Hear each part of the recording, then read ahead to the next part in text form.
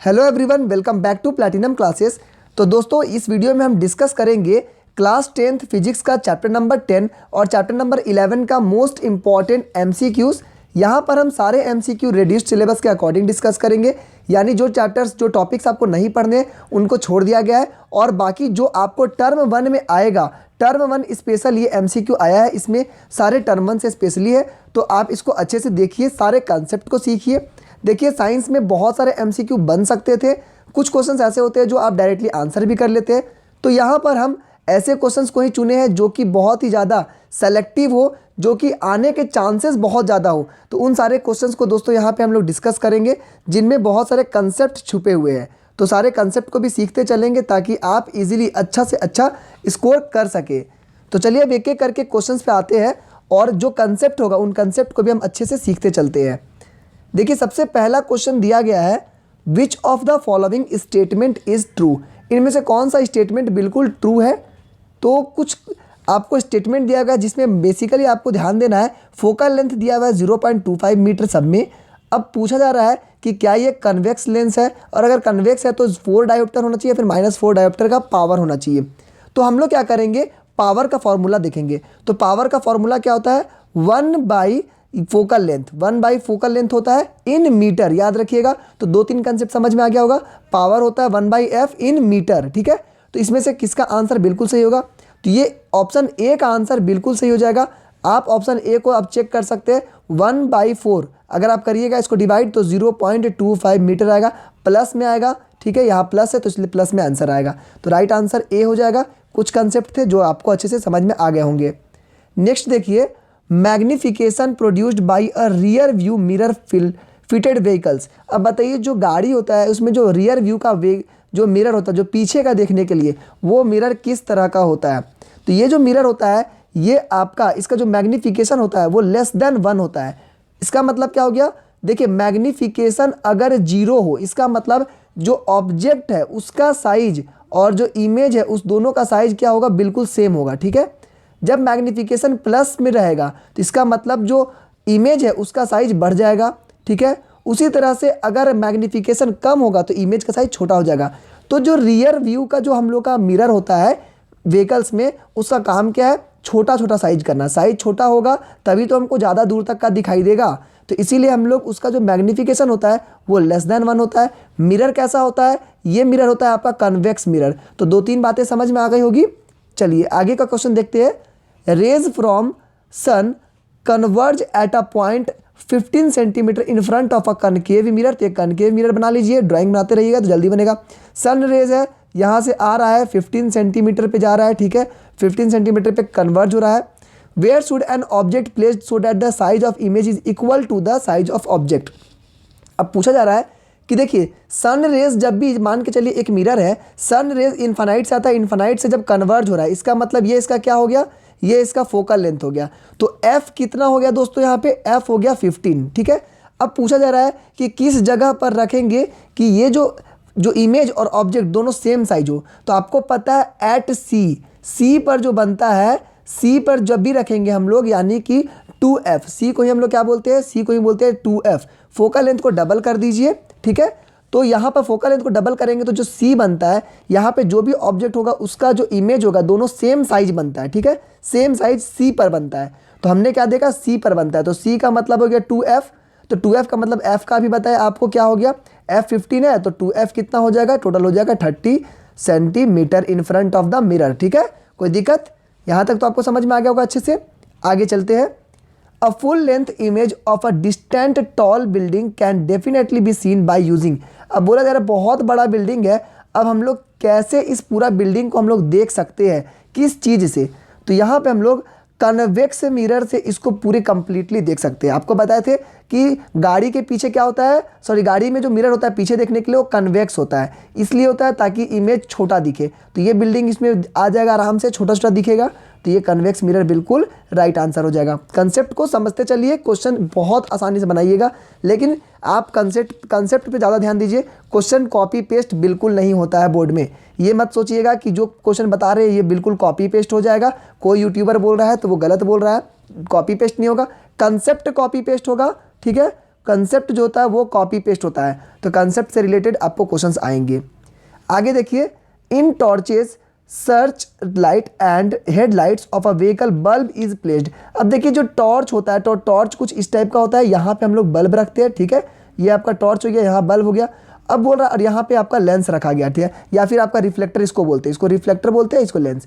अब जो रिफ्लेक्टर सब है, तो बोल रहा है कि ये जो बल्ब रखा जाता है कहाँ पर रखा जाता है, तो हम लोग क्या करते हैं, हमारा काम क्या है, हमारा टॉर्च का काम है कि लाइट को यहाँ से फैला दे, है ना, लाइट को। तो यहाँ पे हम लोग क्या करेंगे, बल्ब के बिल्कुल बिल्कुल जो बल्ब है उसको सामने में रखेंगे, ठीक है। तो कहाँ रखेंगे, very near to the focus of reflector. जो रिफ्लेक्टर है उसके जो फोकस होगा उसके बिल्कुल सामने में रखेंगे, क्यों, ताकि ये यहाँ से पैरेलल लाइट जाए, ठीक है, पैरेलल जाए। और जब यह यहाँ पे पैरेलल जाएगा, अगर यहाँ पे कोई लेंस लगा देते हैं तो ये पैरेलल जाने के बाद ये कन्वर्ज हो सकता है, ठीक है। तो हमारा बेसिक जो मोटो है कि जो हमारा टॉर्च हो उसका लाइट क्या पैरेलल हो जाए, तो पैरेलल के यहाँ पे फोकस पे होना चाहिए, ठीक है। तो ये आपका आंसर नंबर बी बिल्कुल करेक्ट हो जाएगा। आगे क्वेश्चन में देखिए, the laws of reflection hold good for. अब बताइए जो लॉज ऑफ रिफ्लेक्शन है वो कहाँ पर होल्ड करता है, मतलब कहाँ पर वो बिल्कुल सटीक बैठता है। तो जो लॉज ऑफ रिफ्लेक्शन है ये आपका मिरर के लिए बना है, ठीक है, और ये आपका सबसे बेनिफिट है कि ये जो है इररिस्पेक्टिव ऑफ देयर शेप, कहीं पर भी ये बिल्कुल होल्ड करेगा, ठीक है, चाहे वो कनकेव मिरर हो, चाहे वो कन्वेक्स मिरर हो, चाहे वो बड़ा हो छोटा हो, सब में लॉज ऑफ रिफ्लेक्शन काम करेगा, प्लेन मिरर में भी काम करेगा। तो ये आपको याद रखना है, इंपॉर्टेंट चीज़ था, ठीक है। आगे देखिए, the path of a ray light come from air passing through a rectangular glass slab traced by 4 students ABCD, which one is correct. अब देखिए ग्लास स्लैब वाला आप एक्सपेरिमेंट किए होंगे तो आप बहुत ही आसानी से बता सकते हैं कि किसका एक्सपेरिमेंट बिल्कुल सही है। तो यहाँ पर क्वेश्चन नंबर 7 का आंसर क्या हो जाएगा, बिल्कुल सही किसका है, तो यहाँ पे देखिए ये बी वाला ऑप्शन बिल्कुल करेक्ट है। ये लाइट ऊपर से आया, ये डेंसर मीडियम में गया तो हल्का सा बेंट हुआ, डेंसर से जब यहाँ पे रेयर में गया तो रेयर मीडियम में तो क्या हुआ, अवे चला गया, ठीक है, ये नॉर्मल से अवे चला गया, तो पहले यहाँ पे सामने आया फिर वो अवे चला गया, ये बिल्कुल करेक्ट हो जाएगा। तो यहाँ पर आप इसको सही मान लीजिएगा बी वाला को। नेक्स्ट देखिए, you are given water, mustard oil, glycerine and kerosene, in which of these media a ray of light incident obliquely at the same angle would bent most. Simple सा क्वेश्चन है, मान के चलिए आपके पास कोई भी ये 3-4 लिक्विड दिया हुआ है, अब लाइट का सब में सेम एंगल पे बेंट कर रहा है, तो अब बताइए कि यहाँ पर सबसे ज़्यादा बेंट कौन करेगा, जो सबसे ज़्यादा बेंट, तो देखिए सबसे ज़्यादा बेंट कौन करना चाहिए, जो सबसे ज़्यादा डेंसर होगा, ठीक है। रेयर से हम जब डेंसर आ रहे हैं तो जितना डेंसर पे जाएंगे उतना ज़्यादा बेंट होगा, तो सबसे ज़्यादा डेंसर क्या होना चाहिए, तो 8th में सबसे ज़्यादा डेंसर हो जाएगा ग्लिसरीन, ठीक है। देख के भी लग रहा है केरोसिन वाटर ये सब तो चिकना, मतलब ये पतला होता है, ग्लिसरीन गाढ़ा होता है, तो ये आपका डेंसर में आ जाएगा। नेक्स्ट है, a child is standing in front of a magic mirror, she finds the image of her head bigger, portion of her body the same size and glass and legs smaller. अब बताइए कौन सा, देखिए एक mirror है, मतलब ये magic mirror है, ठीक है, इसको क्या बोलेंगे, मैजिक मिरर। इसमें खासियत क्या है कि जो बच्चा है इसका फेस बड़ा दिख रहा है, बॉडी सेम दिख रहा है, और जो पैर है बहुत ज़्यादा छोटा दिख रहा है। तो अब बताइए इसका मिरर कैसा होना चाहिए, तो देखिए जब फेस बड़ा हो गया, तो जब फेस बड़ा हो गया इसका मतलब ये मिरर कैसा है, कनकेव मिरर। कनकेव मिरर में क्या होता है, साइज बड़ा हो जाता है, समझ में आ रहा है, कनकेव मिरर में साइज बड़ा हो जाएगा, पहला चीज़ तो कनकेव हो गया, ठीक है।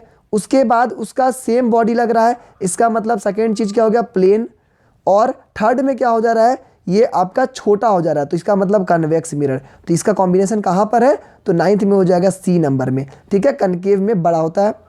आगे देखते हैं, in which of the following the image of an object placed at infinitely be highly diminished at point size. अब बोल रहा है कि बहुत ज़्यादा इन्फिनाइट पे कोई चीज़ को रखे हैं, अब हमको क्या करना है, हमको डिमिनिश्ड छोटा इमेज चाहिए, ठीक है, छोटा इमेज। ये ना तो ये अपवर्ड बोल रहा है या तो डाउनवर्ड, कुछ नहीं बोल रहा है, सिर्फ क्या बोल रहा है, सिर्फ बोल रहा है छोटा चाहिए, तो किस में बनेगा, ठीक है, बहुत ध्यान से बनाइएगा, इसमें किस में बनेगा, तो इसमें चारों में बनेगा। कनकेव मिरर में भी देखिएगा जब आप वहाँ से लाइट आता है तो बिल्कुल कन्वर्ज होकर छोटा बनता है, ठीक है। उसके बाद कन्वेक्स मिरर में ये जो आता है लाइट उधर से आता है पैरेलल, तो बिहाइंड द मिरर बनता है लेकिन ये छोटा होता है, ठीक है। उसके अलावा आप जब यहाँ पे लेंस के बारे में बात करेंगे तो ये भी जब पैरेलल आएगा तो ये भी छोटा बनेगा।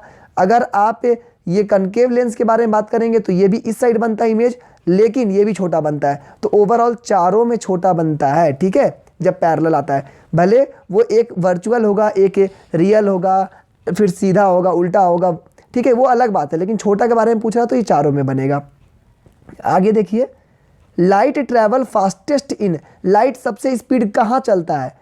तो लाइट सबसे स्पीड एयर में चलता है, वैक्यूम में चलता है, ठीक है, जो रुकावट ना लाए। जैसे कि वाटर क्या है, वाटर में तो रिफ्रैक्ट होने लगेगा, ग्लास में रिफ्रैक्ट होगा, डायमंड में रिफ्रैक्ट होगा, लेकिन एयर में क्या हो रहा, कम से कम रिफ्रैक्ट होता है, तो सबसे फास्ट यहीं पे चलेगा, ठीक है। नेक्स्ट है, लाइट का एक चीज़ और बता देते हैं, लाइट वैक्यूम में भी चलता है, ठीक है, लाइट वैक्यूम में भी, साउंड वैक्यूम में नहीं चलता है, लेकिन लाइट वैक्यूम में भी चलता है, ठीक है, मतलब कि जहाँ कुछ भी नहीं, हवा नहीं है तो भी लाइट जाएगा। नेक्स्ट है, the mirror having reflection surface curved outward, अब ऐसा मिरर है जिसका जो रिफ्लेक्शन सरफेस है वो कर्व आउटवर्ड है, यानी कि एक मिरर बना देते हैं, अब जो कर्व है, क्या बोला जा रहा है, रिफ्लेक्शन सरफेस है, ये वाला रिफ्लेक्शन सरफेस है, देखिए ये आउटवर्ड इसी को बोलेंगे ना, आउट बोलेंगे इसको, तो ये वाला जो है रिफ्लेक्शन वाला है, ठीक है, तो रिफ्लेक्शन वाला जो सरफेस है ये आउटवर्ड है, तो इसको क्या कहेंगे, इसको हम लोग कहेंगे कन्वेक्स मिरर, ठीक है। कन्वेक्स मिरर में बाहर का सरफेस इसका शाइनिंग होता है, जिसमें रिफ्लेक्ट करता है। नेक्स्ट है, the deviation of a light ray from its path when it travel from one transparent medium to another transparent medium is called. अब बताइए, एक ट्रांसपेरेंट मीडियम से अगर लाइट जा रहा है दूसरा ट्रांसपेरेंट मीडियम में तो क्या कहते हैं? सिंपल सा क्वेश्चन है, क्या कहते हैं? 13 में हो जाएगा, यहाँ पर रिफ्रैक्शन कहते हैं, ठीक है। नेक्स्ट है, convex lens is also known as, convex lens को क्या कहते हैं हम लोग?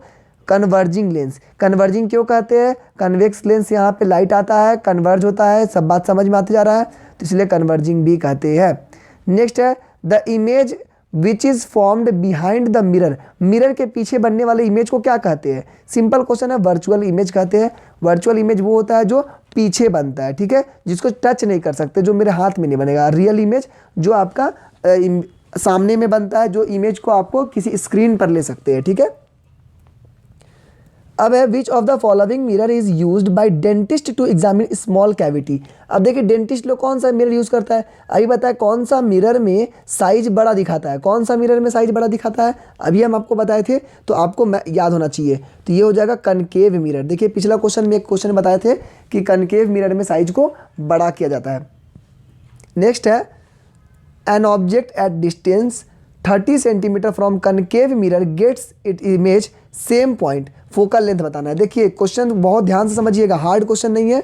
बोल रहा है ऑब्जेक्ट का डिस्टेंस कितना है? 30 सेंटीमीटर। क्या बोला जा रहा है यहाँ पर बोला जा रहा है कि जो इमेज है, इमेज भी उसका सेम जगह पे बन रहा है, इमेज भी उसका सेम जगह पे बन रहा है, 30 सेंटीमीटर पे ही बन रहा है, ठीक है। तो इसका मतलब ये जो चीज़ है ये कहाँ पे बन रहा है? ऑब्जेक्ट और इमेज दोनों सेम जगह कहाँ पे बनता है? अभी आपको बताए थे ऑब्जेक्ट ये दोनों सेम जगह कब बनता है? जब ये सी पर रहेगा। जब ये सी पर रहेगा तो क्या होता है? सेम साइज होता है। जब ये सी पर रहेगा तो क्या होता है? सेम साइज, ठीक है। अब आपको एफ निकालना है, तो सी से आप एफ कैसे निकालेंगे? 2f इज इक्वल टू सी, ठीक है। तो सी इज इक्वल, तो यहाँ पर आपको 2f इज इक्वल टू सी हो गया, ठीक है। तो यहाँ पे f कितना हो जाएगा? c तो दिया हुआ है आपका 30, तो 2f इज इक्वल टू 30 और यहाँ f हो जाएगा 15, ठीक है। आंसर सही है। अब माइनस होगा कि प्लस होगा? तो यहाँ पे देखिए मिरर के फ्रंट का बात कर रहा है, तो ये माइनस होगा। देखिए यहाँ पे आपको एक चीज़ और समझा देते हैं लगे हाथों, ताकि आपको आसान रहे। देखिए जब भी कोई भी साइन कन्वेंशन का क्वेश्चन आए, घबराना नहीं है बिल्कुल। जैसे कि मान के चलिए ये आपका एक मिरर दिया है, चाहे कुछ भी दिया है, आपको घबराना नहीं है। आपको इसका सेंटर पकड़ना है और यहाँ से एक लाइन ड्रॉ करना है, इस तरह से, इस तरह से, जैसे एक्सिस ड्रॉ करते हैं, वाई एक्स एक्सिस, ठीक है, वाई एक्सिस ऐसे ड्रॉ करते हैं, बस ड्रॉ कर दीजिए। अब आपका माइंड में बस इतना ही चलेगा कि जब ऊपर जाते हैं तो भाई हमको ही पता है कि एक्सिस पे प्लस होता है, जब नीचे जाते हैं तो एक्सिस पे माइनस होता है। उसी तरह से इधर से जब एक्सिस पे जाते हैं तो हमको प्लस होता है, इधर जाते हैं तो माइनस होता है, और कुछ नहीं करना है। अगर कोई लेंस भी आ गया, घबराना नहीं है, लेंस भी आ गया, 4 पार्ट में बांट दीजिए। ध्यान रखिए, ऊपर गया तो क्या हो गया? यहाँ पर प्लस, नीचे गया तो हो गया माइनस, और यहाँ पर पता है कि इस लाइन से इधर जाएगा तो प्लस, इस लाइन से इधर गया तो माइनस। कोई घबराने की बात नहीं है, साइन कन्वेंशन बहुत आसान है, ठीक है। आगे देखते हैं, N object at distance of plus 15 centimetre, plus मतलब समझ में आ गया, जो भी चीज़ होगा तो ये इस साइड बना होगा, ठीक है। Plus 15 centimetre is slowed moved towards the pole of the convex mirror, convex mirror के सामने में, तो द इमेज विल गेट। अब देखिए कन्वेक्स मिरर कैसा होता है, कन्वेक्स मिरर ऐसा होता है, ठीक है। अब कन्वेक्स मिरर का जो ऑब्जेक्ट है वो प्लस 15 पे रखा गया है और धीरे धीरे इसको मूव किया जा रहा है कन्वेक्स मिरर के सामने, तो इमेज का साइज क्या होगा, तो इमेज का साइज क्या हो जाएगा, ये डिमिनिश्ड होने लगेगा, ठीक है, डिमिनिश्ड होने लगेगा, ठीक है। कोई दिक्कत यहाँ पर कोई दिक्कत होना चाहिए, ये हो जाएगा डिमिनिश्ड, जैसे जैसे हम सामने लाते जाएंगे ये डिमिनिश्ड हो जाएगा।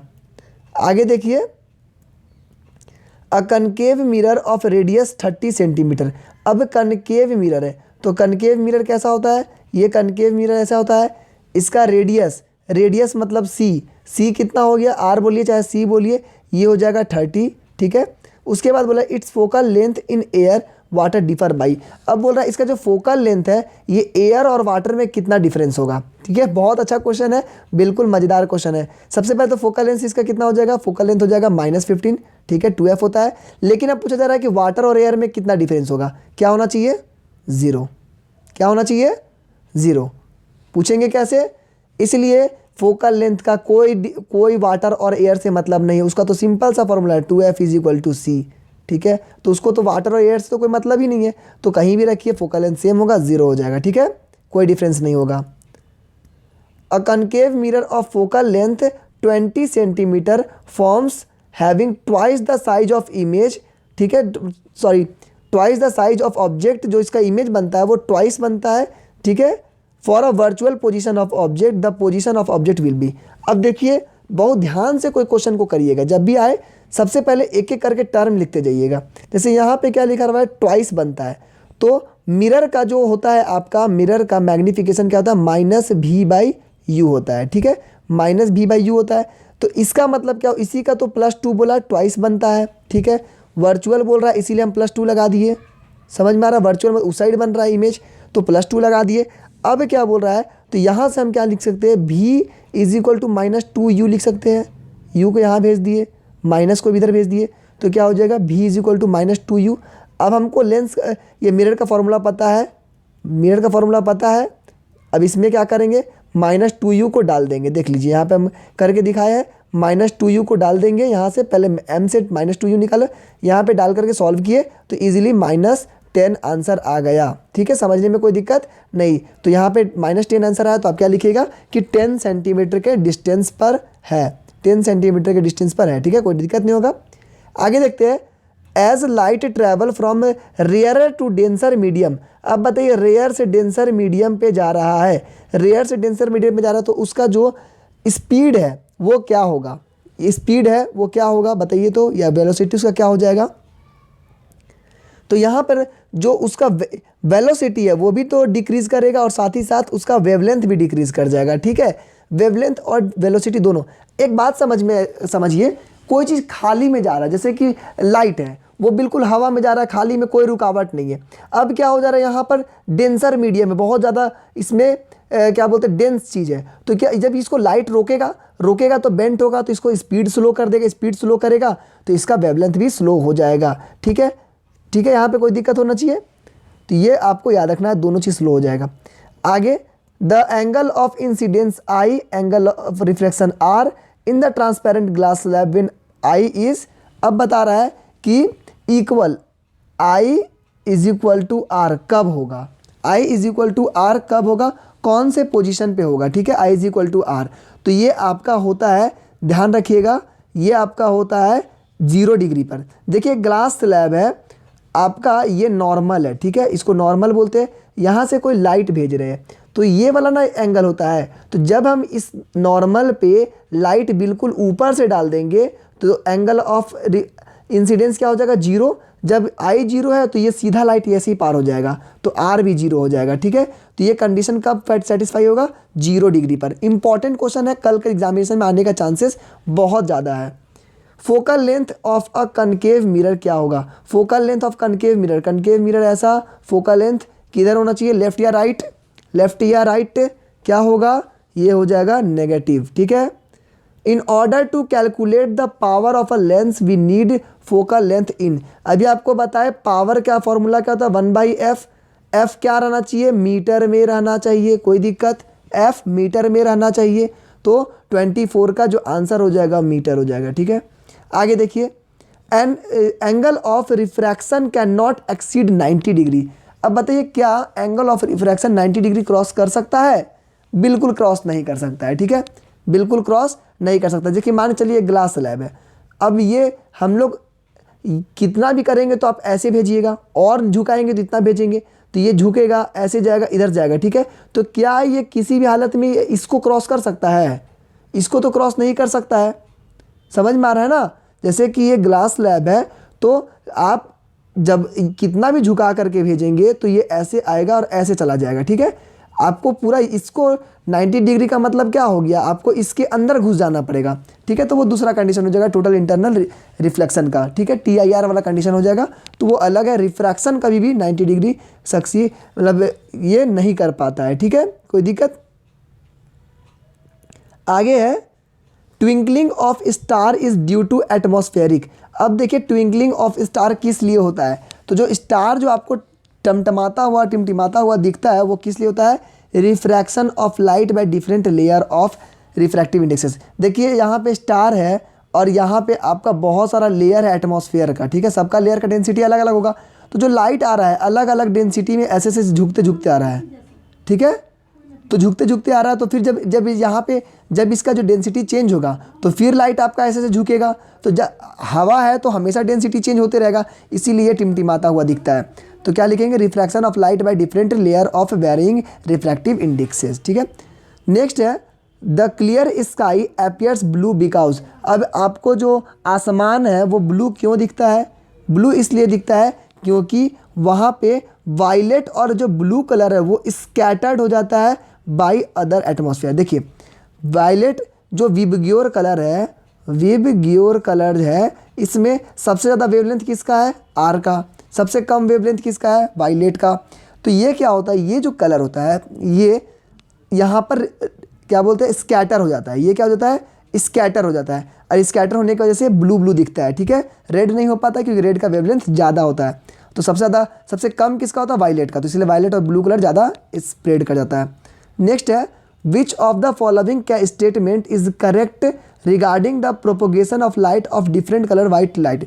अब बताया जा रहा है कि जो वाइट लाइट के साथ जो सारे कलर जो जाते रहते हैं तो उनके बारे में कौन सा स्टेटमेंट बिल्कुल करेक्ट है। तो देखिए तो यहाँ पर एक इंपॉर्टेंट चीज़ आपको बता रहे, बिल्कुल याद रखिएगा, all colours of the white light move with the same speed, ठीक है, याद रखिएगा। वाइट लाइट में जितने भी कलर होते हैं जैसे कि विबग्योर का, वो सारे कलर का सेम स्पीड होता है, स्पीड में कोई डिफरेंस नहीं होता है, ठीक है। वेवलेंथ सबका अलग अलग होता है, अभी बताया आपको हम, वेवलेंथ जो होता है सबका अलग अलग होता है, लेकिन उसका जो स्पीड होगा वो बिल्कुल सेम होगा, ठीक है, कोई दिक्कत।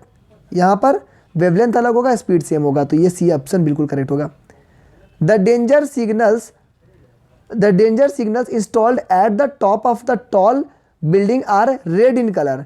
अब बताया जा रहा है कि रेड कलर का क्यों डेंजर सिग्नल बनाते हैं। देखिए रेड कलर का क्यों बनाते हैं डेंजर सिग्नल, तो जो रेड कलर होता है अभी आपको बताया उसका वेवलेंथ क्या होता है, उसका बहुत ज़्यादा होता है, वेवलेंथ हाई होता है। जब वेवलेंथ हाई होगा तो स्कैटर क्या हो जाएगा, स्कैटर सबसे कम होगा। जितना वेवलेंथ बढ़ेगा उतना स्कैटरिंग का जो कैपेसिटी है वो कम हो जाएगा।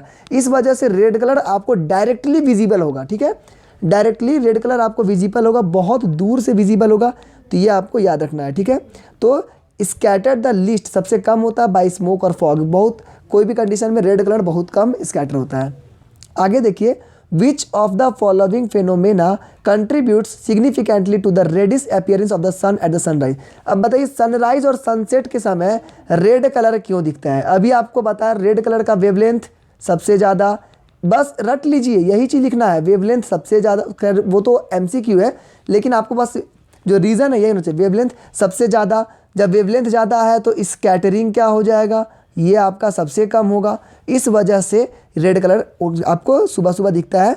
तो 30 का आंसर बिल्कुल करेक्ट हो जाएगा यहाँ पर बी, स्कैटरिंग ऑफ लाइट के लिए, ठीक है।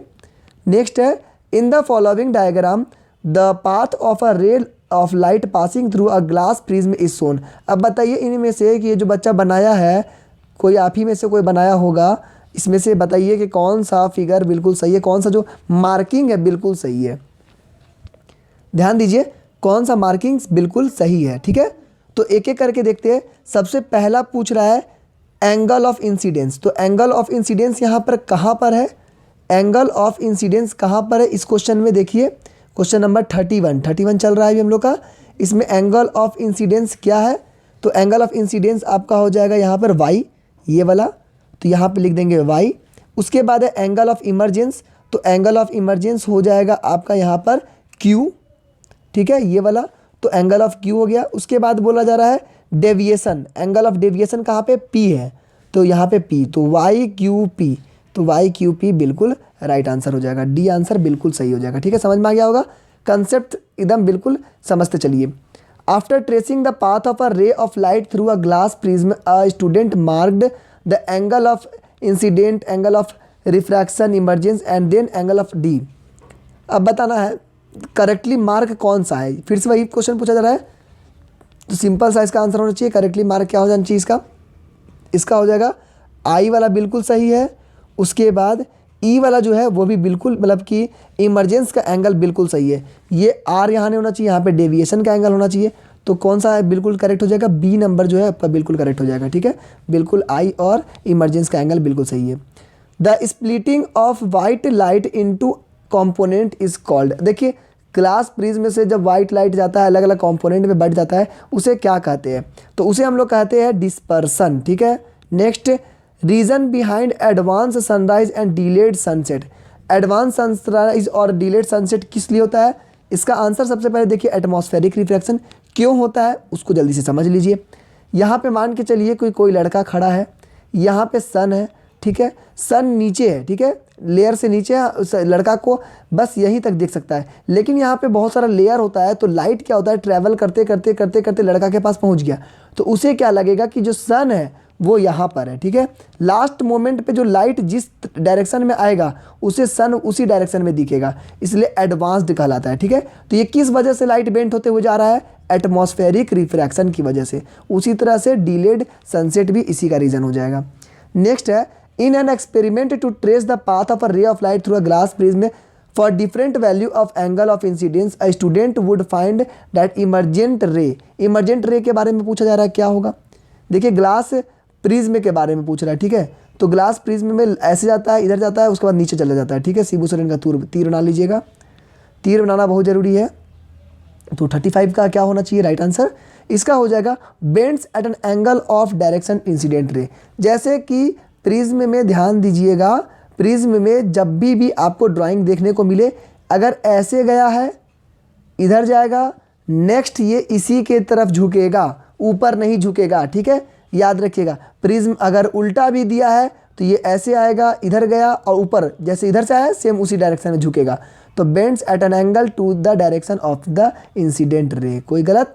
नेक्स्ट देखिए स्टार अपीयर्स ट्विंकलिंग, अभी बताए थे, शायद क्वेश्चन सेम हो गया है, तो क्या होना चाहिए? Atmospheric refraction. The mirror having reflecting surface curved inward. अब देखिए एक मिरर है जिसका कर्व्ड इनवर्ड तो यही कहलाएगा, इनवर्ड यही कहलाएगा, और रिफ्लेक्टिंग सरफेस भी यही है, तो इसको क्या कहेंगे? इसे हम लोग कहेंगे कनकेव मिरर। नेक्स्ट है which of the following phenomena of light are involve in the formation of rainbow. Rainbow का फॉर्मेशन के लिए कौन सा फेनोमेना यहाँ पर होता है? इंपॉर्टेंट क्वेश्चन है, बच्चे बहुत गलती करते हैं, तो इसको बहुत ध्यान से समझिएगा। VVI मार्क कर लीजिए। तो क्या होना चाहिए रेनबो के लिए? यहाँ पर रेनबो के लिए रिफ्रैक्शन, डिस्पर्सन, इंटरनल रिफ्लेक्शन तीनों काम करता है। ठीक है, रिफ्रैक्शन, डिस्पर्सन, इंटरनल रिफ्लेक्शन तीनों सब काम करता है। ठीक है, तो ये आपका राइट आंसर हो जाएगा 38 में। 39 में देखिए, एक सेकेंड, इसको एक सेकेंड, 38 को एक बार आप इसको कंफर्म कर लीजिएगा, थोड़ा सा कन्फ्यूज़न हो रहा है यहाँ पर, तो एक बार कंफर्म कर लीजिएगा। ठीक है, क्वेश्चन पूछा जा रहा है यहाँ पर कि which of the following phenomena of light are involve in the formation of a rainbow. ठीक है। तो यहाँ पर सबसे पहले तो refraction, dispersion, total internal reflection होगा, ठीक है। रिफ्रैक्शन होगा, डिस्पर्सन होगा, उसके बाद टोटल इंटरनल रिफ्लेक्शन होगा, ठीक है। ये सी वाले को गलत से मार्क हो गया था, तो 38 का बी होगा, ठीक है। याद रखिएगा, थोड़ा सा गड़बड़ हो गया था, 38 का बी होगा। रिफ्रैक्शन भी काम करता है, डिस्पर्सन भी काम करता है और टोटल इंटरनल रिफ्लेक्शन भी काम करता है। तो तीनों फेनोमेना रेनबो में काम करता है। नेक्स्ट है while performing the experiment to the trace path of the light. चलिए वही क्वेश्चन है, देखिए किसका सही है। अभी आपको बताए कैसा भी बना दीजिए, ऐसे जाएगा, ऐसे जाएगा, ऐसे जाएगा, तो इसमें थर्ड नंबर बिल्कुल करेक्ट हो जाएगा, इसमें कोई शक नहीं होना चाहिए। 40 में देखिए, 40 में power of a convex lens positive है, कनकेव लेंस का क्या होना चाहिए। अब जो पावर होता है कन्वेक्स लेंस का वो पॉजिटिव है, तो कनकेव का भाई नेगेटिव होना चाहिए। क्या होना चाहिए इसका? नेगेटिव, ठीक है, कोई दिक्कत। नेक्स्ट इंपॉर्टेंट क्वेश्चन है मैच द कॉलम से। इसको जल्दी से मैचिंग कर लेते हैं, फटाफट से एकदम समझ में आ जाएगा। ये थोड़ा सा ऊपर क्वेश्चन कर देते हैं ताकि समझ में आ जाए, ये यहीं तक क्वेश्चन है, ठीक है। जल्दी से मैचिंग करते हैं। सबसे पहला क्वेश्चन दिया गया है mirror having magnification, mirror having magnification always equal to m1। ये किस केस में होता है? तो ये हो जाता है आपका प्लेन मिरर के केस में, तो ये थर्ड वाला बिल्कुल करेक्ट हो जाएगा। फिर mirror use to concentrate sunlight in reflecting solar cooker. अब देखिए सोलर कुकर में जो मिरर यूज़ होगा, तो मान चलिए यहाँ पे कोई सोलर कुकर है, तो लाइट आकर के तो चाहेगा कि कन्वर्ज हो, है ना। तो लाइट कन्वर्ज हो तभी तो गर्मी आएगा, तो उसके लिए क्या करेंगे, यहाँ पर हम लोग करेंगे कनकेव मिरर, ठीक है, करेक्ट हो जाएगा। फिर image can be obtained on screen, image can be, अब कौन सा इमेज होता है? रियल इमेज, तो ये पांचवा हो जाएगा। नेक्स्ट है bottom of a tank containing water appear to be raised. अब देखिए पानी आपको रेज्ड दिखता है, थोड़ा ज़्यादा दिखता है, तो कैसे ज़्यादा दिखता है? जैसे कोई टंकी में पानी है लेकिन आपको थोड़ा ज़्यादातर दिख रहा है, तो उसमें क्यों दिख रहा है? तो ये डी का बिल्कुल राइट आंसर हो जाएगा, यहाँ पे रिफ्रैक्शन की वजह से। उसके बाद the lens having power -2D, -2D का यहाँ पे लेंस है। अभी आपको पता है माइनस में किसका होता है? कनकेव का होता है, कनकेव लेंस का माइनस में होता है, तो ई का राइट आंसर हो जाएगा 6 नंबर। और यहाँ पर lens which is thicker at middle. अब देखिए कौन सा लेंस है जो मिडिल में थिकर है, तो यहाँ मिडिल में थिकर है, ऊपर में पतला है, ठीक है, तो ये कौन सा लेंस होता है? तो एफ का बिल्कुल राइट आंसर हो जाएगा कन्वेक्स लेंस, ठीक है। राइट आंसर समझ में आ गया होगा, बहुत ईजी क्वेश्चन था।